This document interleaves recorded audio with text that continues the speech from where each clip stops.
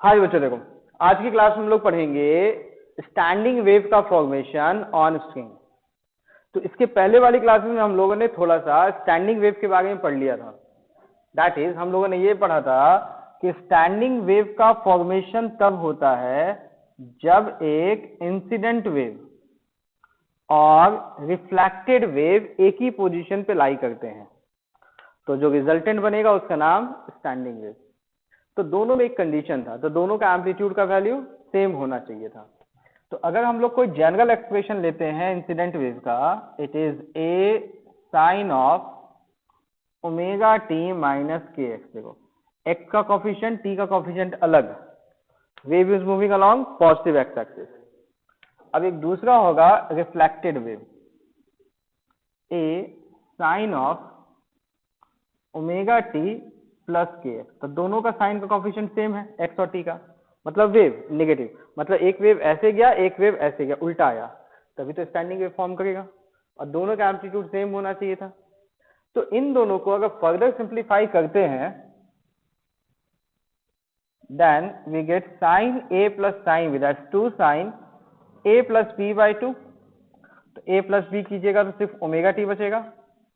Cos A minus B कीजिएगा तो minus k x, तो कॉस के अंदर माइनस के एक्स भी प्लस के एक्स कहलाएगा। तो ये होगा final expression for standing wave. ठीक है, तो इसमें ध्यान ये देना है कि ओमेगा टी के साथ साइन कॉस दोनों हो सकता है और के एक्स के साथ साइन कॉस दोनों हो सकता है। तो ये स्टैंडिंग वेव जो बना है, स्ट्रिंग वेव भी बन सकता है, साउंड वेव भी बन सकता है। तो यहां हम लोग स्पेशल केस लेते हैं, दैट इज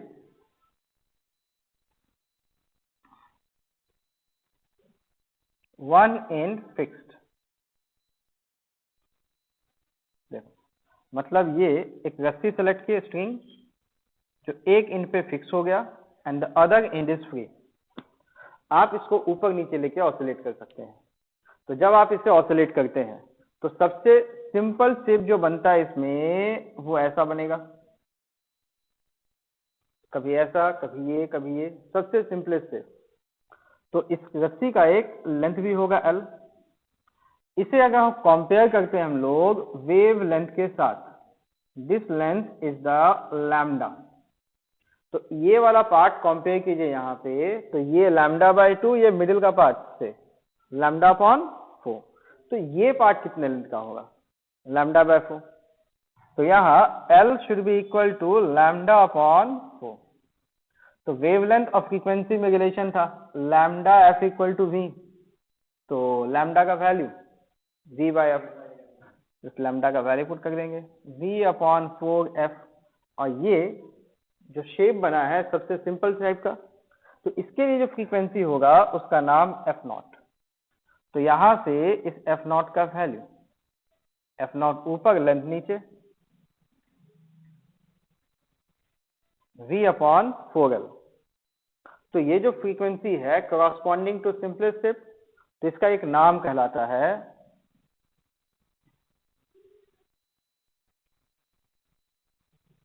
फंडामेंटल फ्रीक्वेंसी। और इसी तरह से जैसे इसका नाम फंडामेंटल फ्रीक्वेंसी है, नाम दो टाइप का होता है, एक फंडामेंटल फ्रीक्वेंसी, दूसरा एक हार्मोनिक के टर्म में, दैट्स फर्स्ट हार्मोनिक। ठीक, अब देखो सेम स्ट्रिंग, इसी रस्सी को अगर हम लोग थोड़ा और ऑसिलेट करें, थोड़ा एक सिंगल लेवल का कॉम्प्लिकेशन, तो रस्सी का शेप कुछ ऐसा बन सकता है एक लेवल का कॉम्प्लिकेशन ऐड करने पे। ठीक है, अब देखो ये लेंथ जो है, इस लेंथ को इसके साथ मिलाओ, यहां से ये वाला पार्ट ऐसा है, यहां से यहां तक, ये लेंथ क्या हो जाएगा लैम्डा बाई 2। अब इसके बाद वाला लेंथ क्या है, देखो यहां तक ही है, लैम्डा बाय 4। तो lambda by 2 plus lambda by 4, तो ये लेंथ किसके equal, lambda by 2 plus lambda by 4, that 3 lambda by 4। और लैम्डा का value v by f, 3v by 4f। तो यहां से F1 इसका नाम बनाते हैं। तो F1 का वैल्यू 3v/4 इसके अकॉर्डिंग फ्रीक्वेंसी ना। इस फ्रीक्वेंसी का नाम, तो नाम यहां दो टाइप से चलेगा, एक फंडामेंटल, दूसरा एक ओवरटोन। तो फंडामेंटल इसके कॉरस्पॉन्डिंग, और अगला इसका नाम फर्स्ट ओवरटोन। टोन वर्ड का मतलब फ्रीक्वेंसी, ओवर मतलब बाद का। तो फंडामेंटल के बाद का पहला फ्रीक्वेंसी, इसलिए नाम फर्स्ट ओवरटोन। इसी का दूसरा एक और नाम कहलाता है, ये देखो इसके साथ ये कितने टाइम्स है, 3 टाइम्स। तो हार्मोनिक वर्ड का मतलब होता है मल्टीपल, तो इसका 3 टाइम्स है, तो इसलिए इसका नाम थर्ड हार्मोनिक। 3 टाइम्स होने की वजह से इसका नाम थर्ड हार्मोनिक। एक बार फिर से देखो, क्या ये रस्सी का लेंथ है सीधा, अगर हम लोग इसको ऑसिलेट करते हैं, सबसे सिंपल टाइप का शेप ये बनेगा, ठीक है। ऐसे बढ़ के हाथ से ऊपर नीचे ऑसिलेट करेंगे, आप कर सकते हैं, ठीक है। तो जब उसको ऊपर ले गए तो ऐसा शेप बना, यहां आया फिर ऐसा शेप आया, तो 3 अलग अलग टाइम पे ऐसा शेप।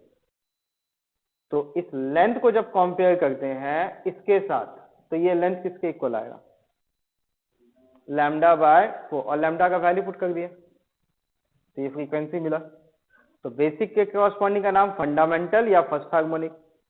अब इसी रस्सी को फिर से आप ऑसिलेट करते हैं, तो एक लेवल का कॉम्प्लिकेटेड शेप ऐसा बनेगा। तो इसमें ये लेंथ λ/2 + λ/4, दैट्स 3λ/4, और लैम्डा का फिर से वैल्यू पुट कर दे v/f1, 3v/4, ऐसा शेप बनेगा। एक और बना सकते हो।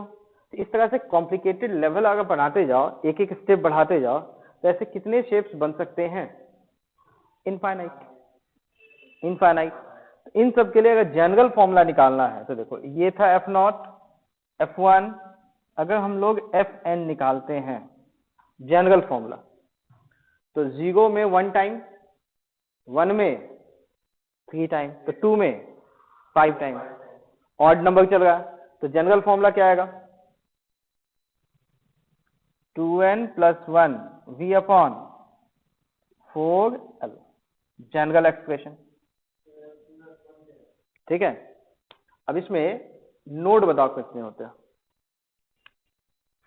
0 वाले में एक नोड, एक एंटी नोड। 1 वाले में देखो कितने नोड है, 2 नोड और 2 anti node. Anti node means maximum displacement, तो मतलब एक एक्स्ट्रा है ना। तो Fn वाले में n + 1 नोड भी है और एंटी नोड भी है। चलो ये बताओ, क्लोज्ड लूप या सिगमेंट, तो इसमें इसका नाम क्या क्लोज्ड लूप कहेगा, नहीं। एक क्लोज्ड लूप मतलब 1 वाले में एक क्लोज्ड लूप, तो 2 वाले में 2 क्लोज्ड लूप, तो n वाले में n क्लोज्ड लूप।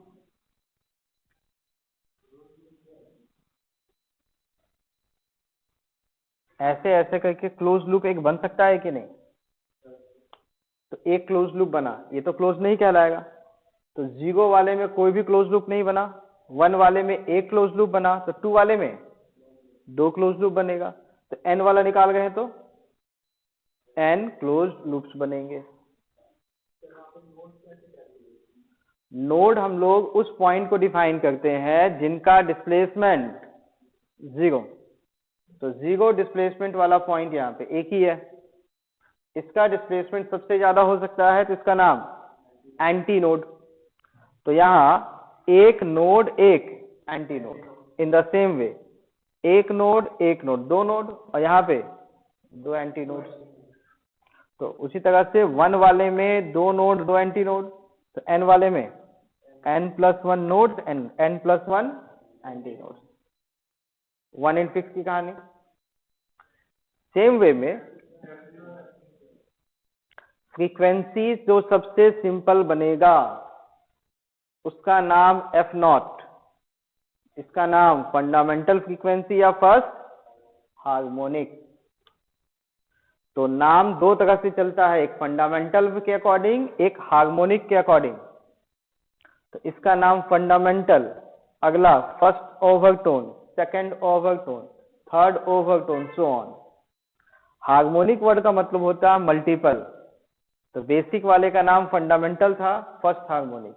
अगला इसके कितने टाइम्स है? 3 टाइम्स, थर्ड हार्मोनिक। ये वाला कितने टाइम्स हुआ? 2n+1, तो इसका नाम 2n+1 हार्मोनिक। तो दोनों टाइप के नाम आपको ध्यान में रखने हैं, नाम के साथ कोई मिसमैच नहीं होना चाहिए। बनता है ऐसा है, एक क्यों नहीं बनाएंगे, बनेगा दोनों। बिल्कुल, सबसे बेसिक अगला शेप ये, बीच का कोई शेप नहीं बन पाएगा। इसके बाद अगला नेक्स्ट और शेप बनेगा। अगला शेप बनाना चाहो तो ये कुछ ऐसा बनेगा।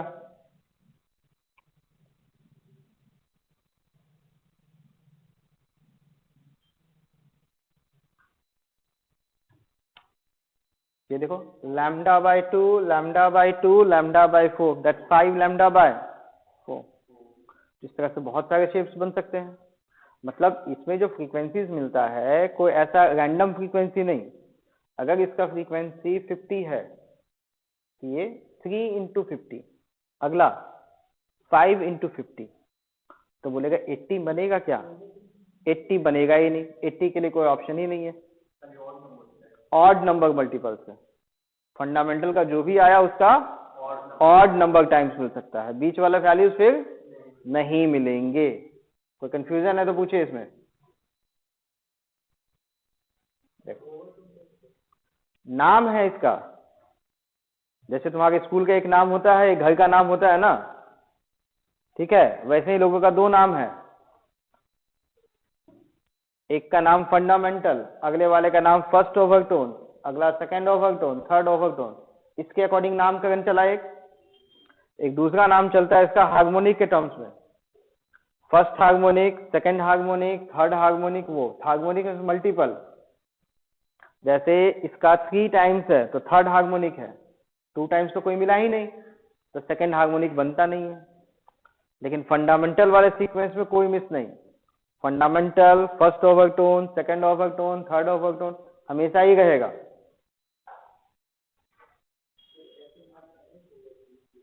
अब इसका नाम बताओ, 0 वाले का फंडामेंटल था, 1 वाले का नाम क्या था? First overtone. इस वाले का नाम nth ओवरटोन। अच्छा, इस वाले में कितना होगा? सेकंड। इसके बाद वाला शेप था तो नाम second overtone.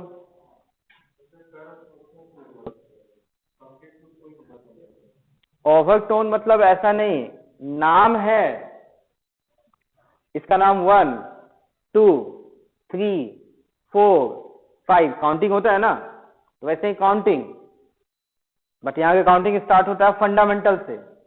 Fundamental, first, second overtone, third overtone, fourth overtone, अगला स्टेप का नाम फिफ्थ ओवरटोन। इस तरह से काउंटिंग होगा। It's a way of counting only. देखो, तो जैसे यहाँ पे आप लोग देखे हैं रस्सी एक एंड पे फिक्स है, तो इस टाइप के डायग्राम बनेंगे। तो सेकंड गिटार वाले केसेस में अगर ध्यान देते हैं तो रस्सी एक एंड पे फिक्स होता है या दोनों एंड पे? String fixed at both and. String को दोनों एंड पे जब फिक्स करते हैं तब, तो रस्सी यहां से ऐसा फिक्स हो गया, रस्सी का लेंथ L। अब देखो यहाँ पे एग्जैक्टली मिडिल पॉइंट L/2 पे अगर आप इसको प्लग करते हैं तो वाइब्रेशन होगा। तो यहाँ पे जो सबसे सिंपल शेप बनता है वो ऐसा बनेगा, कभी स्ट्रेट कभी ये। स्टैंडिंग में रस्सी ऑसिलेट करता है तो अलग अलग टाइम पे अलग अलग शेप बनेगा, ठीक है। तो इस वाले फ्रीक्वेंसी का नाम क्या कहना चाहिए था? फंडामेंटल।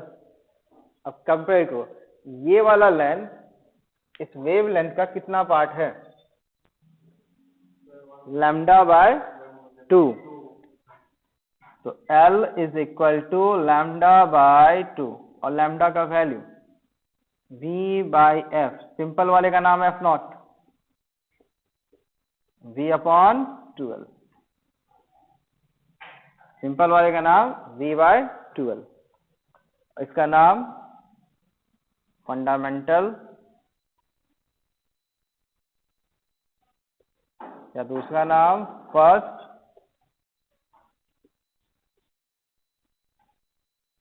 हार्मोनिक। चलो अब देखो इसी का एक लेवल और कॉम्प्लिकेटेड तरीका,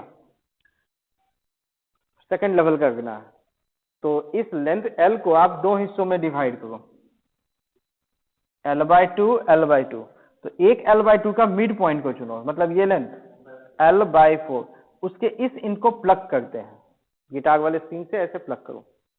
तो जब इसको प्लग कीजिएगा तो अलग अलग टाइम पे आपको ऐसा ऐसा शेप दिखेगा। तो इस लेंथ को इसके साथ कंपेयर कीजिए, बताइए L का वैल्यू लैम्डा के टर्म्स में क्या मिला,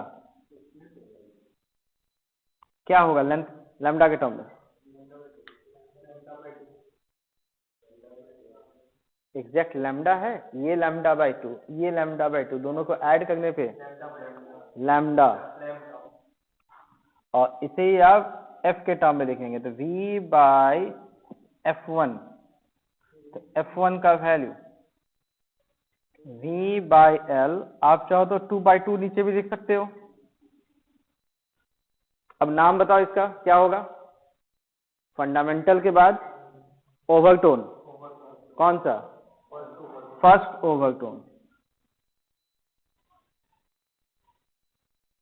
चलो हार्मोनिक कितना, इसके साथ इस नंबर के कितने मल्टीपल है? 2 टाइम्स, तो दो नाम सेकेंड हार्मोनिक,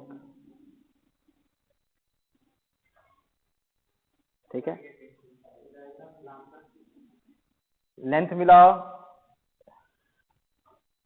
ये लेंथ कितना होता है बताओ, जगह इसको देखो और इसको देखो, बताओ वही है। चलो ये वाला देखो और देख के बताओ, यहां तक का ही लेंथ है ना, तो इसका लेंथ क्या बोलेंगे? Lambda by 2। लेकिन यहां से यहां तक का केस का देखो, इसको देखो कंप्लीट, क्या कहलाएगा? लैम्डा। तो इसी तरह से जनरल फॉर्मूला बताइए क्या मिलेगा, यहाँ पे V बाई L आएगा, 2 ऊपर नीचे लिखें, 2 क्यों लिखे? बिकॉज ये देखो इसमें नीचे 2 था, तो नीचे 2 लिखेंगे, 2 लिखेंगे तभी ना बोलेंगे 2 टाइम्स हुआ इसके, ठीक है। देखो 0 में 1 था, 1 में 2 है, तो एक एक्स्ट्रा है, so it is n+1 V upon 2L।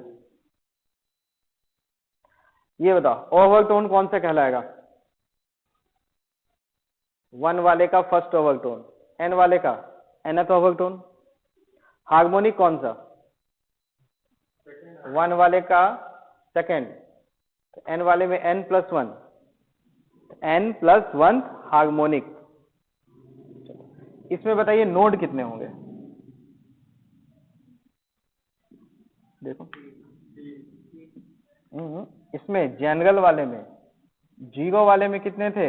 2 node, 1 वाले में 3, 2 एक्स्ट्रा है, तो n वाले में n+2, 1 वाले में कितने बताओ? तो 1+2 करेंगे तब ना 3 आएगा, तो n वाले में n+2। इसी तरह से बताइए एंटी नोड कितने बनेंगे, देखो 0 वाले में 1, 1 वाले में तो एक ही एक्स्ट्रा बढ़ रहा है, सो इट इज n+1। ये बताइए इसमें लूप कितने बनेंगे, देखो 0 वाले में 1 लूप, 1 वाले में 2 लूप, तो n वाले में n+1 लूप। इस तरह से हम लोग लूप भी ढूंढ सकते हैं, ठीक है। और डिफरेंट सिचुएशंस में हम लोग फ्रीक्वेंसी का वैल्यू भी कैलकुलेट कर सकते हैं। देखिए बच्चों, स्ट्रिंग वेव में जो हम लोग अलग अलग फ्रीक्वेंसीज निकालना सीखे, इनका नाम नेचुरल फ्रीक्वेंसी भी कहते हैं, या इनका दूसरा नाम नॉर्मल मोड्स ऑफ ऑसिलेशन या वाइब्रेशन भी कहलाता है। तो इसमें जो एक्सपेरिमेंटल सेटअप किया जाता है, that experimental setup is like this.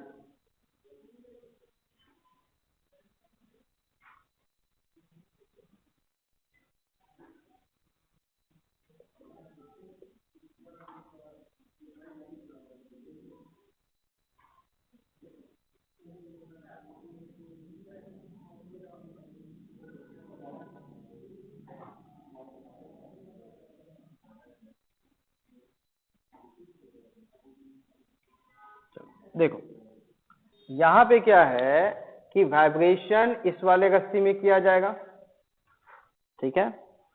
तो ये एंड फिक्स और ये वाला एंड भी फिक्स, क्योंकि ये पॉइंट तो ऊपर नीचे जाएगा नहीं, और ये स्टॉपर को आप लेके इधर इधर शिफ्ट कर सकते हो। तो जब इधर शिफ्ट करेंगे तो लेंथ छोटा हो जाएगा, इधर लेके जाएंगे तो लेंथ बढ़ जाएगा। लेकिन ये वाला पॉइंट तो ऊपर नीचे जाएगा नहीं, तो ये भी फिक्स एंड ये भी fix, just like a guitar, both in fix वाला केस। और यहाँ पे एक पैन बैलेंस होता है जिसका एक मास m। अब यहाँ पे हम लोग का जो फॉर्मूला था उसमें एक टर्म v था, v स्टैंड फॉर वेलोसिटी। तो रस्सी वाले वेव में, स्ट्रिंग वेव में वेलोसिटी का एक फॉर्मूला है, square root of tension upon mu. तो यहाँ पे जो टेंशन होगा रस्सी का, दैट CAT, तो वो क्या होगा, रस्सी तो यहां से यहां तक गया, तो ये जो टेंशन होगा ये नीचे वाला मास होगा इंटू जी। तो यहाँ पे एक मास m जो है प्लस दूसरा मास ऑफ पैन, पैन मतलब जो कंटेनर है ना जिसके ऊपर मास रखा गया है, पैन बैलेंस, दोनों का मास इंटू जी होगा। लेकिन मैक्सिमम केसेस में क्या होता है, जो पैन बैलेंस का मास है, पैन बैलेंस का मास, उसको निग्लिजिबल लेते हैं, तो बचेगा बस ये वाला मास, ठीक। और म्यू कहलाता है मास per unit length of string, रस्सी का मास पर यूनिट लेंथ। अब बताओ, रस्सी अगर मोटा है तो म्यू का वैल्यू बड़ा, रस्सी अगर पतला है म्यू का वैल्यू छोटा। अब बताओ, इसको हम लोग इधर शिफ्ट कर दिया, लेंथ छोटा हो गया, तो क्या म्यू बदल जाएगा? नहीं, उसको कोई मतलब ही नहीं है। तो इस तरह से ये वेलोसिटी, अब चाहो तो इसका वैल्यू अगर पुट कर देते हैं तो यहाँ पे ये हो जाएगा m plus m of pan into g upon mu, velocity का एक्सप्रेशन। आई थिंक ये फंडा क्लियर। तो इस तरह से हम लोग इसको लेते हैं हम लोग, ठीक है। तो यहां तो हम लोग को कौन सा केस मिला, string fixed at both and. तो अपने पास एक और केस था, string fixed at one and, लेकिन एक एंड तो बंधा होगा और एक एंड पे स्टॉपर होगा, तो किसी एक एंड को फ्री कैसे किया जाए? तो देखो उसके लिए फंडा क्या है, इस साइड में एक मोटा रस्सी लिया जाए और इसके इस साइड में एक पतला रस्सी लिया जाए, एंड सेम सेटअप, सेटअप नहीं बदलना, रस्सी का टेंशन T, ठीक है। अब क्या करना है, स्टॉपर को जस्ट इसके बाद बहुत छोटे गैप पे लगा दो, दिस लेंथ इज L, और ये गैप बहुत छोटा। अब सिंपल लॉजिक बताओ, अगर हम लोग इस इनको ऑसिलेट करवाते हैं, तो ये तो मोटा रस्सी है जिसका म्यू का वैल्यू बड़ा है, ये पतला रस्सी है जिसका म्यू छोटा है, तो ये वाला पॉइंट ऊपर जाएगा या नहीं जाएगा? जब इसको ऊपर जाना हो तो क्या पतला रस्सी इसको रोक पाएगा जाने से? नहीं, तो ये तो ऊपर जाएगा, तो ये नोड बनेगा या anti node? Anti node, maximum displacement. तो ये पॉइंट जब हिलेगा तो इसका नाम वन एंड ओपन और ये वाला एंड क्लोज्ड, ठीक है। तो वन एंड फिक्स वाला केस हो जाएगा। तो अलग अलग टाइम पे अगर हम लोग इसी पॉइंट को लेकर प्लग करते हैं तो सबसे ज्यादा डिस्टर्बेंस इसका ऊपर नीचे जाएगा। तो इसमें अलग अलग टाइप के जो शेप बनते थे उस टाइप के शेप भी बनेंगे।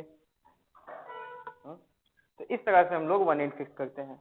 लेकिन मान लो अगर हम उल्टा कर दिए, इसको अगर हम लोग यहाँ पे टच करा दिए तो इस एंड को एग्जैक्टली इस पॉइंट पे टच करा दिए तो ये पॉइंट तो इसके साथ है ना, ये तो हिलेगा ही नहीं, तो बोथ एंड फिक्स्ड। तो अगर हम लोग उल्टा करते हैं, यहाँ पतला रस्सी बनाते, यहाँ मोटा रस्सी बनाते, तब जॉइंट पे ये तो हिलता ही नहीं, तो इसका नाम फिर नोड कहलाता। ये पतला रस्सी मतलब म्यू स्मॉल, इसका म्यू बड़ा, तो ये नोड बनता। तो बोथ एंड फिक्स वाला केस। तो इस तरह से हम लोग शिफ्टिंग कर सकते हैं 1 and fix both and fix वाले में। फॉर्मूला बिल्कुल वही लगेगा।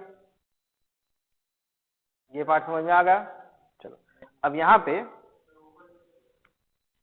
फ्रीक्वेंसी का फॉर्मूला क्या था, बोथ एंड फिक्स का value n + 1 by 2l v था। और v का फॉर्मूला क्या है, टेंशन बाय म्यू। ये भी तो लिख सकते हैं हम लोग,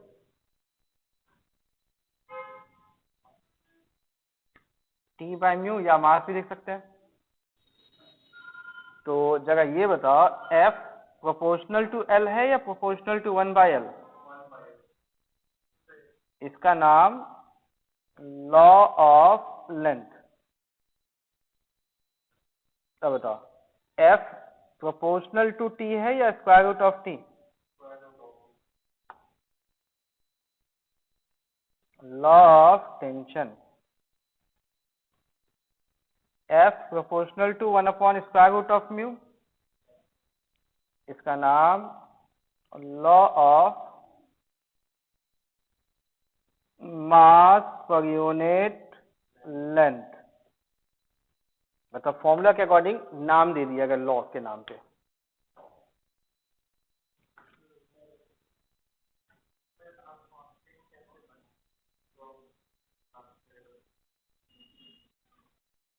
देखिए नेक्स्ट हम लोग देखते हैं स्टैंडिंग वेव का formation for sound wave.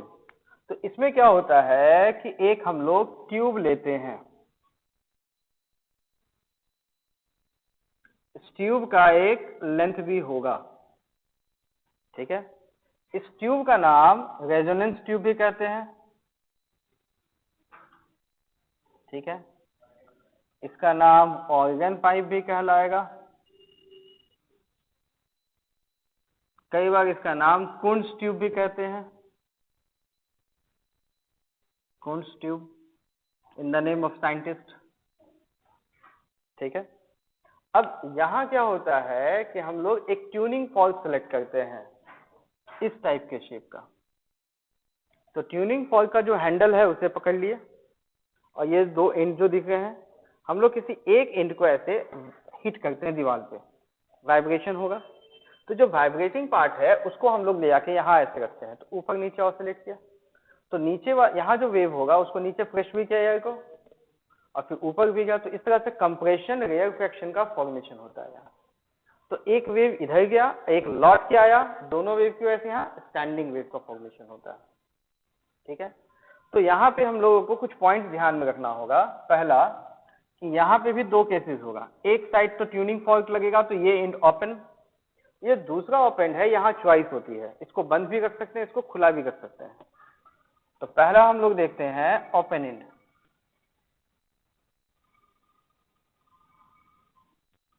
Open and, अब इसमें देखिए एक इंपॉर्टेंट पॉइंट ध्यान में रखना है कि ओपन एंड में जो पार्टिकल है इसका displacement maximum, particle at open end have maximum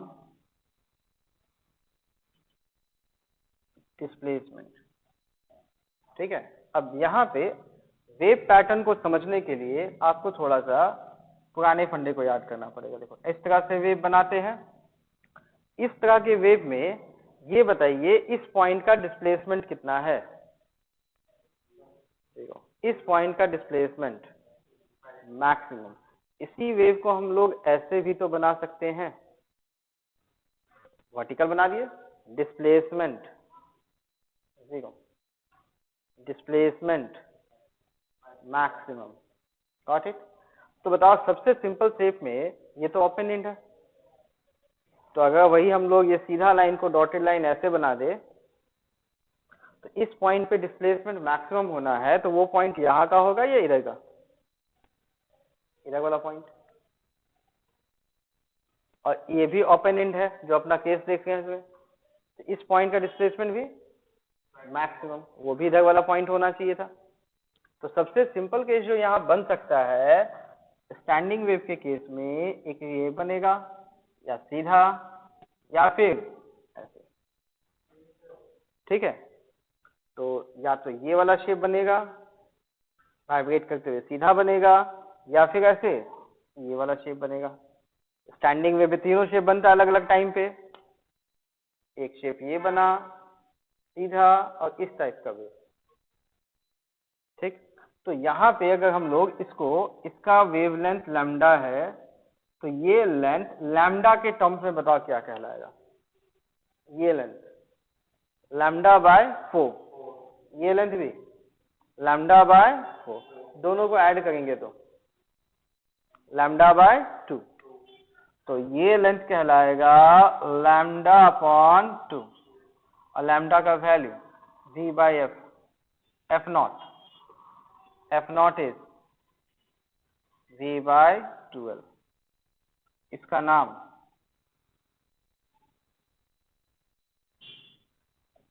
fundamental frequency, इसका नाम फंडामेंटल फ्रीक्वेंसी, या फिर दूसरा नाम हार्मोनिक के टर्म में फर्स्ट हार्मोनिक।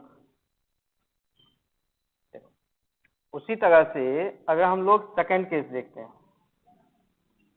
ओपन एंड वाले में, तो एक लेवल का कॉम्प्लिकेट कर लेंगे, तो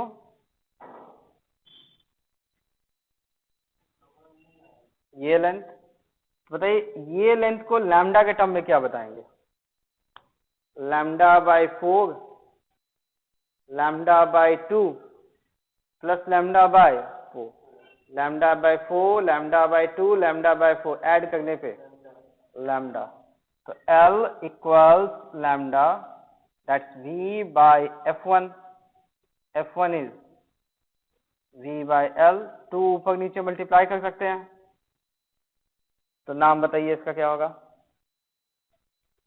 फर्स्ट ओवरटोन और फर्स्ट या second, second 2 times, second harmonic.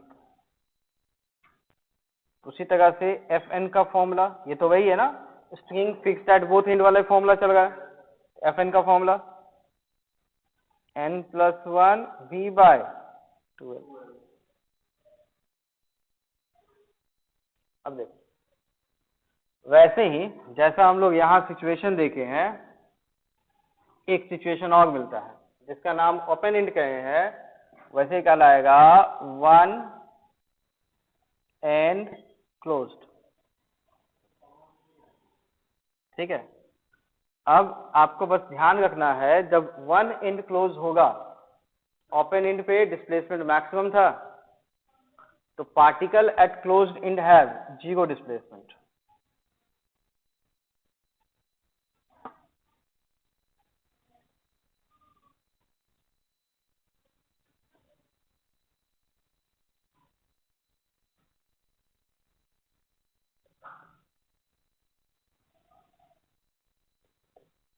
जो पार्टिकल क्लोज्ड एंड पे उसका जीरो डिस्प्लेसमेंट होगा। अब देखो शेप के अकॉर्डिंग इस वाले में ये बताओ, ये क्लोज्ड एंड है, ये एंड तो ओपन होगा जहां ट्यूनिंग फोर्क यूज होगा, तो यहाँ डिस्प्लेसमेंट मैक्सिमम, इसका डिस्प्लेसमेंट जीरो, सबसे सिंपल शेप। तो ये लेंथ जो होगा लैम्डा के टर्म में बताओ क्या मिलेगा, लैम्डा बाय 4, बिल्कुल सही। L equals lambda by 4, that's V by 4 F not. F not is V by 4L। तो यहां से इसका नाम फंडामेंटल फ्रीक्वेंसी या फिर हार्मोनिक में कौन सा, फर्स्ट हार्मोनिक। नेक्स्ट लेवल अगर देखना चाहो तो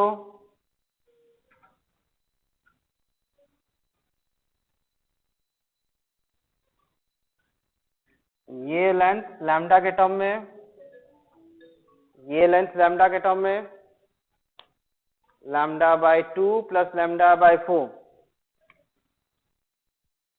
3 lambda by 4, that is 3V upon 4 F1, 3V by 4L। नाम फर्स्ट ओवरटोन और हार्मोनिक में 3 टाइम्स थर्ड हार्मोनिक। उसी तरह से Fn का फॉर्मूला ऑड नंबर है,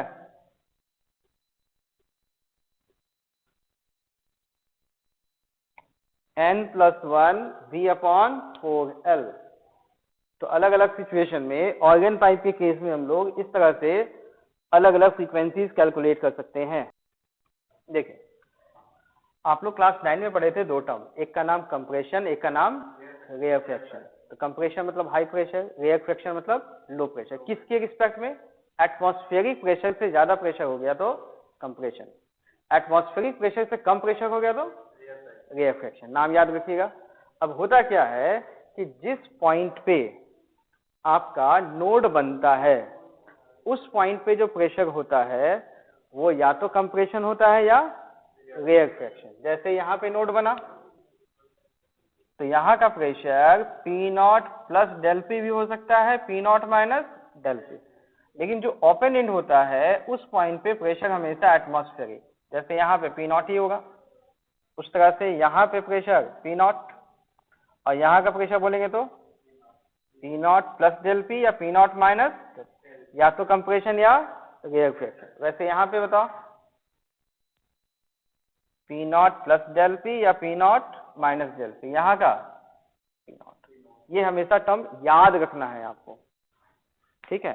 नोड वाले पॉइंट पे मतलब जीरो डिस्प्लेसमेंट वाले पॉइंट पे या तो कंप्रेशन या रेयरफेक्शन, लेकिन ओपन एंड पे हमेशा एटमॉस्फेरिक प्रेशर ही रहेगा, ठीक है। यहाँ पे एक और छोटी सी चीज पे आपको ध्यान देना है, that is regarding the velocity of the sound, ठीक है। इसके पीछे एक छोटी सी कहानी है, वो ये कि शुरुआत में वेलोसिटी के बारे में बताने वाले साइंटिस्ट का नाम था न्यूटन। और न्यूटन ने क्या बताया था कि velocity of sound in air जिस प्रोसेस को फॉलो करता है उसका नाम आइसोथर्मल प्रोसेस है।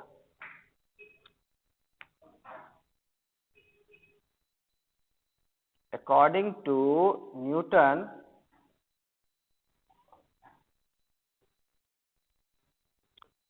sound wave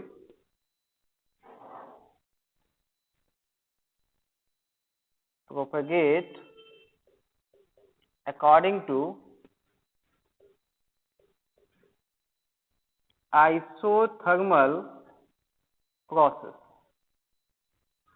तो ये आइसोथर्मल प्रोसेस फॉलो करता है। तो आइसोथर्मल प्रोसेस के लिए जो बल्क मॉडुलस का वैल्यू है that is equal to pressure P। Velocity of sound का जो फॉर्मूला होता है that is bulk modulus upon density. अब आइसोथर्मल के लिए बल्क मॉडुलस का वैल्यू प्रेशर के इक्वल है, तो ये आप लिख सकते हैं प्रेशर अपॉन डेंसिटी। और ideal gas equation PV equal to nRT को आप चाहो तो ब्रेक कर सकते हैं PM equal to density RT, chemistry में किए होंगे आप। तो प्रेशर बाय डेंसिटी का formula R T upon M का स्क्वायर रूट। लेकिन यहां पे एक छोटा सा प्रॉब्लम हो गया, जब कैलकुलेट किया गया this value was approximately 332 metre पर सेकेंड, बट एक्चुअल वेलोसिटी 333 के आसपास होता है, 78 जैसा कुछ एक वैल्यू आता है, तो एक्यूरेट वैल्यू नहीं है, this value is not accurate. तो एक दूसरा साइंटिस्ट था जिसका नाम था लैपलेस, ठीक है। तो लैपलेस ने क्या बोला कि स्पीड ऑफ साउंड थोड़ा फास्ट होता है, तो साउंड का जो प्रोपेगेशन है that should be adiabatic, sound should follow